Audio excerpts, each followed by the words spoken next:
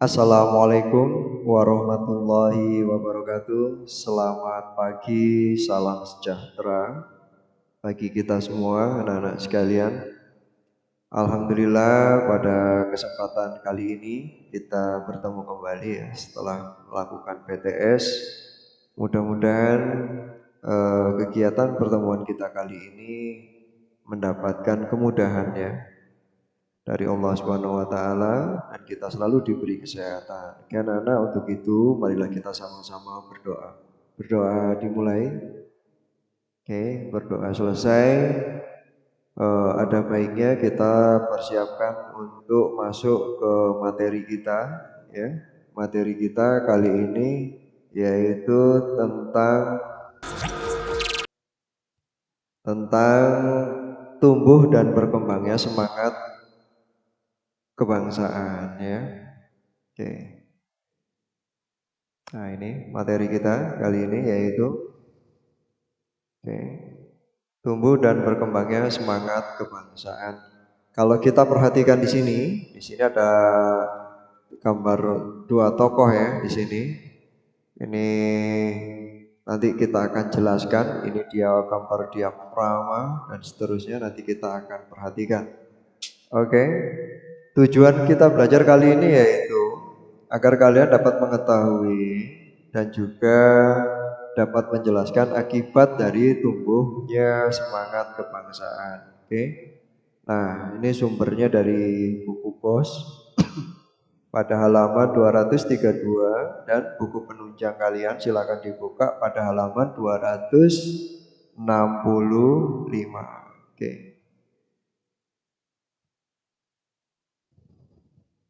Nah, ini masih gambar-gambar ilustrasi anak-anak. Ini adalah teks naskah Sumpah Pemuda ya. Nah, ini adalah ujung dari kegiatan pengaruh dari adanya organisasi-organisasi atau semangat kebangsaan gitu ya. Nah, nanti kita akan bahas satu per satu. Oke. Nah, kita akan bahas kali ini yaitu apa sih yang melatar belakangi munculnya nasionalisme Indonesia, nasionalisme. Tadi di judul sudah kita gambarkan ada burung Garuda dan Pancasila, itu lambang nasionalisme ya anak-anak ya. Nasionalisme itu cinta tanah air ya. Nah, atau semangat kebangsaan boleh. Nah, faktor apa saja yang melatar belakangi terjadinya pergerakan nasional di Indonesia? Dari mana saja faktor-faktor tersebut muncul? Oh, ternyata banyak pertanyaan ya. Ditinjau dari asal pengaruhnya, pergerakan nasional ini dibelatar belakangi dari berbagai kejadian yang ada di dalam negeri dan ada yang kejadian di luar negeri. Dan nanti kita akan selesaikan satu per satu. Berbagai kejadian yang ada di dalam negeri ini disebut dengan faktor internal, faktor internal, faktor-faktor yang timbul dari dalam, gitu loh. Nah, faktor itu misalnya adanya perluasan pendidikan, ya, karena adanya perluasan pendidikan. Nah, terus kegagalan perjuangan yang sifatnya kedaerahan, gitu kan? Dulu waktu di awal kan sudah Bapak ceritakan ya, penjajahan masuk, lalu perlawanannya sifatnya kedaerahan, hancur ya. Nah ini kegagalan. Terus rasa senasib sepenanggungan, karena merasa senasib bagaimana sih dijajah itu. Nah, kita sama-sama senasib gak enak pada waktu itu. Nah, lalu perkembangan yang terjadi di berbagai organisasi etnik atau di daerah gitu ya. Nah, ini. Adapun berbagai hal dari luar negara Indonesia itu disebut dengan faktor eksternal, ya, faktor yang terjadi di luar gitu loh. Apa sih yang melatar belakangi faktor eksternal ini? Nah, antara lain gitu ya. Ini adanya timbulnya partai atau pan-islamisme, nah, ya. Pan-islamisme, nasionalisme, sosialisme, liberalisme, nah itu ya. Nah, dan demokrasi. Nah, itu paham-paham baru yang bermunculan di dunia. Nah, itu disebut faktor eksternal. Beberapa peristiwa yang seperti kemenangan Jepang terhadap Rusia dalam perang tahun 1905 dan berkembangnya beberapa organisasi pergerakan nasional di berbagai negara. Ini juga menjadi pengaruh eksternal gitu. Oke, kita akan bahas satu per satu. Nah, kita akan menjelaskan, ini kita bagi dulu ya. Tadi kan ada dua, yaitu pengaruh eksternal dan internal. Nah, kita akan bagi, yaitu internal dulu. Ada dua bagian kan yang penyebabnya tadi, latar belakangnya. Oke, internal, faktor internal ini ada 1, 2, 3, 4, 5. Yaitu perluasan pendidikan, kegagalan perjuangan di berbagai daerah, rasa senasib sepenanggungan. Nah, ini perkembangan organisasi etnis, kedaerahan, dan keagamaan. Ya, ini. Terus adanya perkembangan berbagai paham baru. Nah, ini. Oke, kita bahas satu persatu. Nah, kenapa kok perluasan pendidikan ini yang pertama? Nah, ini yang menjadi pokok utama. Nah, itu. Sebab pada waktu itu masyarakat Indonesia ini masih kurang pendidikan. Jadi ya masih dibilangnya masih kurang pendidikan, jadi kurang paham, masih kurang pandai gitu ya untuk berpikir luas jika dibandingkan dengan orang-orang penjajah gitu. Pemerintah Hindia Belanda menerapkan kebijakan politik etis. Nah, ini pada tahun 1901, yaitu dalam bidang irigasi dan pengairan. Irigasi dan pengairan itu untuk sawah anak-anak ya, untuk sawah. Lalu emigrasi atau transmigrasi, ini pemerataan penduduk, perpindahan penduduk dari satu tempat ke tempat lain. Ini tujuannya memang untuk memeratakan. Lalu edukasi dan pendidikan. Kenapa kok edukasi dan pendidikannya taruh di terakhir? Ya kalau pendidikannya taruh di depan, orang Indonesia nanti pinter-pinter. Nah, kalau pinter-pinter biasanya ngelawan nanti sama Belanda. Oke? Saya taruh di belakang. Tiga kebijakan tersebut sebenarnya bertujuan untuk memperbaiki kondisi masyarakat yang semakin terpuruk pada waktu itu, ya. Namun pelaksanaan kebijakan etis terhadap masyarakat di Indonesia ini terjadi banyak penyelewengan gitu loh.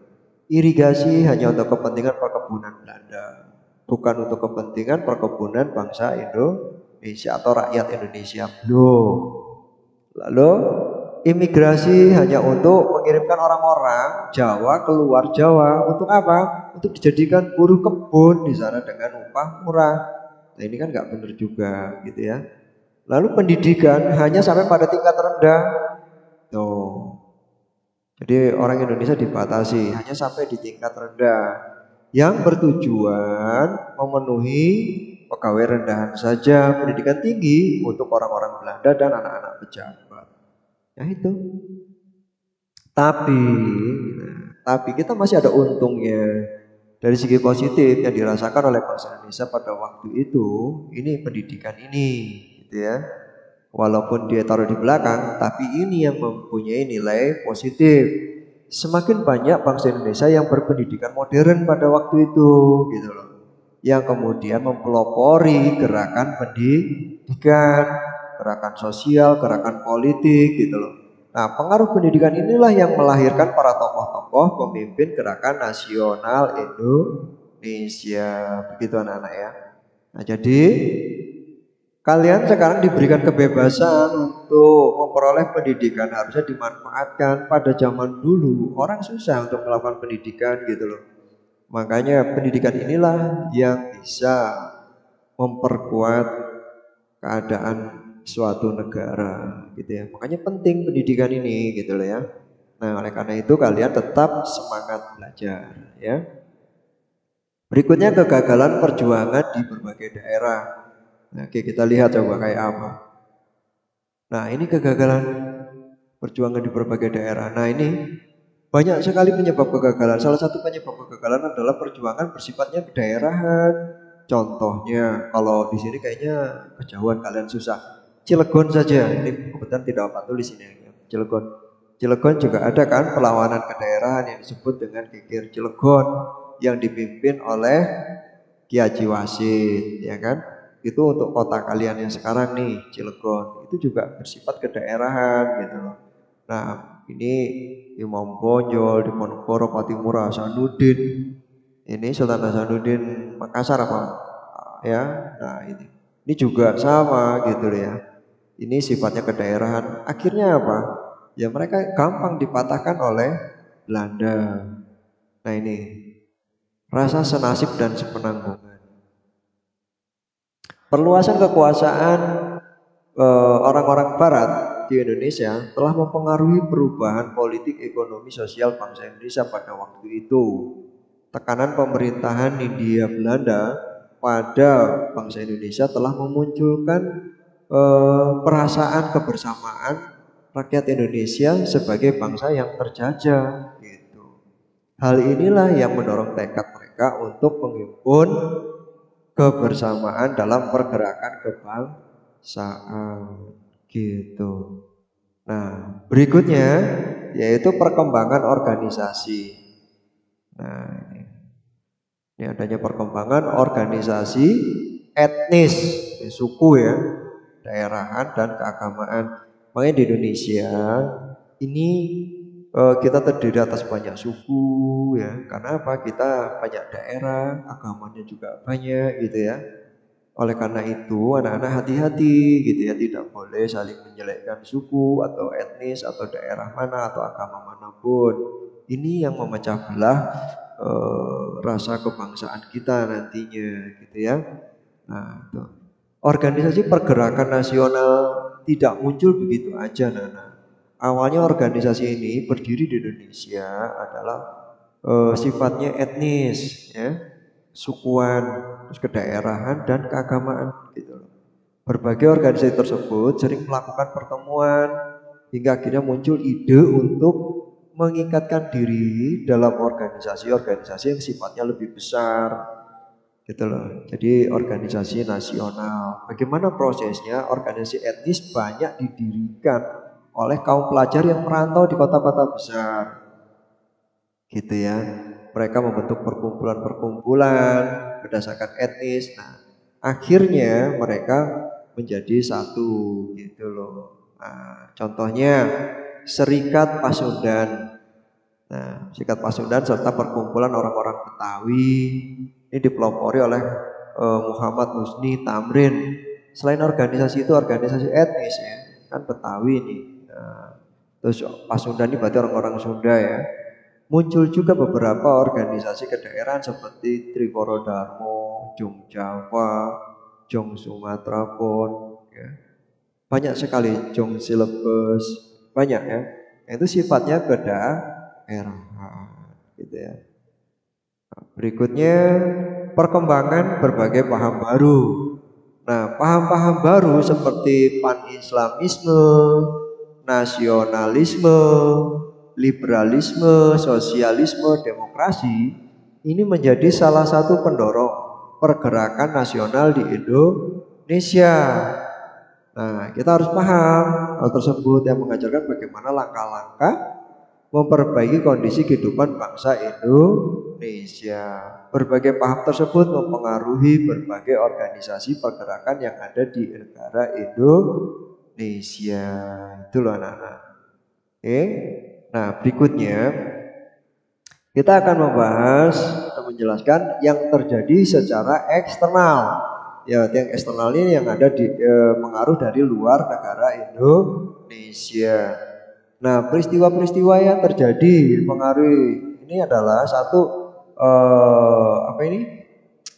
Kemenangan Jepang atas Rusia pada tahun 1905. Nih, pada tahun 04 sampai 05 terjadi peperangan Jepang melawan Rusia.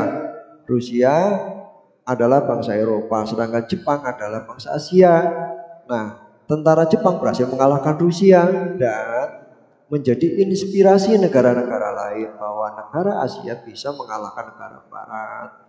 Bangsa-bangsa Asia pun bisa semakin yakin mampu mengalahkan penjajah. Ini yang menginspirasi. gitu ya. Jadi kita juga bisa menjadi hebat gitu ya, dan bahkan kita bisa lebih hebat dari orang-orang Amerika, orang-orang Inggris kalau kita belajar dengan sungguh-sungguh. Nah itu inspirasinya ini. Berkembang nasionalisme, berkembangnya rasa nasionalisme ini kebangsaan ya, cinta tanah air di berbagai negara pada abad ke-20 gitu loh. Negara-negara terjajah di Asia dan di Afrika menunjukkan perjuangan pergerakan kebangsaannya gitu. Di India, wilayah jajahan Inggris, muncul pergerakan dengan tokoh-tokoh yang namanya Mahatma Gandhi, Muhammad Ali Jinnah gitu ya. Terus di Filipina ada Jose Rizal memimpin perlawanan terhadap Spanyol. Di Tiongkok muncul juga namanya Dr. Sun Yat-sen yang dikenal dengan gerakan pembaharuan. Nah itu. Oke, Nana, Bapak rasa itu materi yang Bapak bisa sampaikan. Pertanyaannya sekarang adalah, oke, pertanyaannya nomor 1, anak-anak. Oke, tolong kalian tulis ya. Nomor 1. Oke.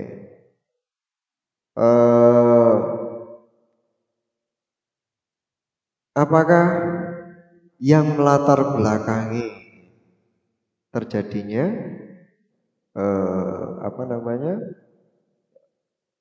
semangat kebangsaan, baik secara eksternal maupun secara internal? Nah, satu pertanyaan itu saja dicatat lalu dikirimkan. Oke anak-anak, Bapak rasa itu saja. Terima kasih. Wassalamualaikum warahmatullahi wabarakatuh.